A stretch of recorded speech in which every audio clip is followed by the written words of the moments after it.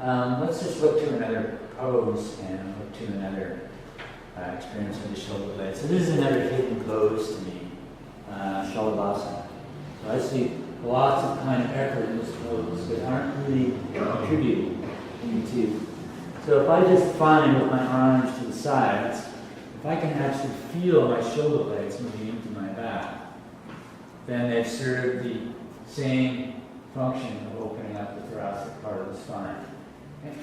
So when you take your arms to the sides, you want to lift the outer arms. So we have to find a place of balance where the upper arm is lifting slightly towards the ear in some cases so that the shoulder blade can move towards the back. Okay, so we want to balance on the front inner ribs and the line of the pubic bone, lifting from the outer arms, but still balancing the weight across the hands. And then actually using pressure in the hands to activate the core and draw the shoulder blades deeper onto the back. And then let's just curl our toes in. So work the legs quite strong in a flexed position, trying to keep the feet together. And extending back through the heels, try and open up the backs of your knees, and then try and drop the other thighs towards the floor. And release from the tops of your hips back to the heels. But feel the shoulder blade moving on the back of your body and giving the thoracic spine some information. Then have the hands on the floor. Weight equally balanced in the hands. Hold the shoulder blades in as you press the hands. Feel the core of your body engage. Draw the front hips up. Press back to the heels. Now ask you, are the shoulder blades pressing towards each other, or are they just moving towards the back? And see if you can broaden the space between them without losing their contact.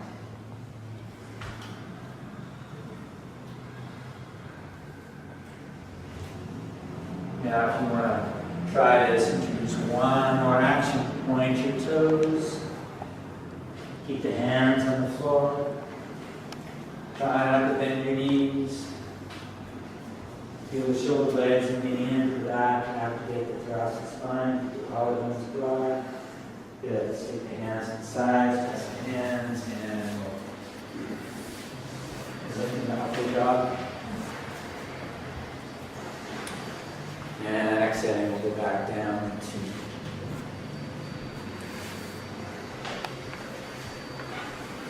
down toes.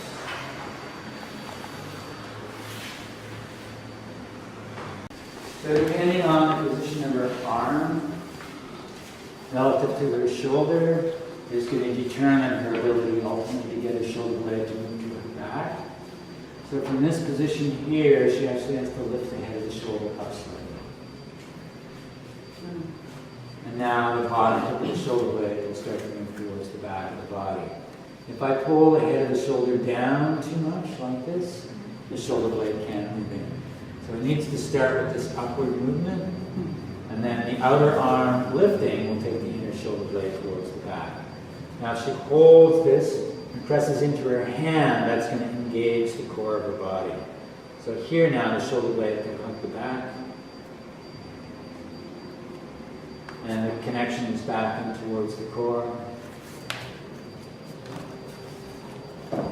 So depending on where this sits, take it up a little bit more, and then start to move in.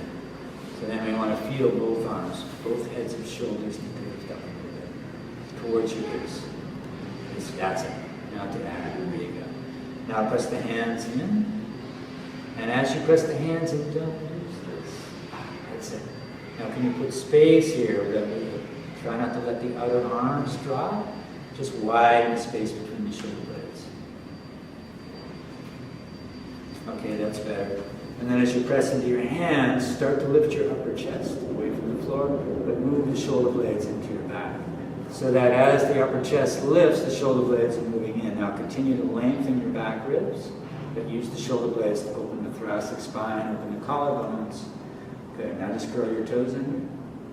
Press back through the heels, bring the feet together. Try and flex the feet as much as possible. Press back through your heels, pull your toes towards your shins. Good, that's it. And then drop the outer thighs, lift the inner thighs, hold the shoulder blades towards the back. The hips heavy, So here, lift the front hips up, lift the back ribs below the front ribs down. These are all the same pieces. Point the toes, keep your shoulder blades on your back, and Shalabhasana. The arms actually doing something. So this might not be as significant for some of you, but for me that watches this pose all the time, with all of this wasted effort going on in the legs and nothing going on up here. No movement, no connection. And it's... You find that taking the arms wide, you know the exercise you just did? Like this, pretend you're resisting to something. In this pose? In this pose. Yeah, you can do that, sure. So again, this is kind of in a way a prime example of what I mean, you know. Once you know what the action is, then the same way that we did it there, well, hey, in theory that should work here too. So it does, right? It becomes another, you know, opportunity. And again, this is sort of what I would look for is any opportunity that allows us to find the action, and then we can carry it into different sort of places. Yeah, so it's true. So again, we're looking for that same as, you know, this is a little bit more complicated, but can you just come up from here? And stand up on your feet. So in order to find this shoulder blade action, we have to do the same thing here. So the head of the shoulder we need to lift. The shoulder blade we need to contact the back.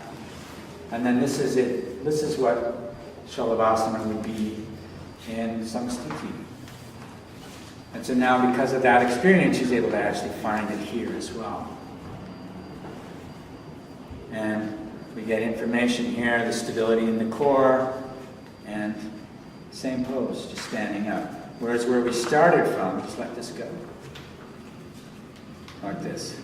And then there's space here, which is good, but we don't have any movement. We don't have any engagement. We don't have any information going on here. So now we'll try one other pose doing this action.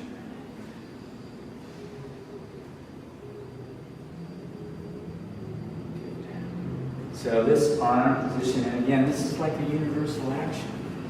You know, believe it or not, it's the same thing here. When most of us do this pose, the heads of the shoulders are dropped too low, and the bottom of the shoulder blade can't move in. We take the head of the shoulder up, and as we start to move the shoulder blade towards the back, if the arm is in the right position, just like it would be here, then the shoulder blade now can contact and strengthen the arm by connecting to the back body. So once again, it's the same pose. This is the same pose in upward dog.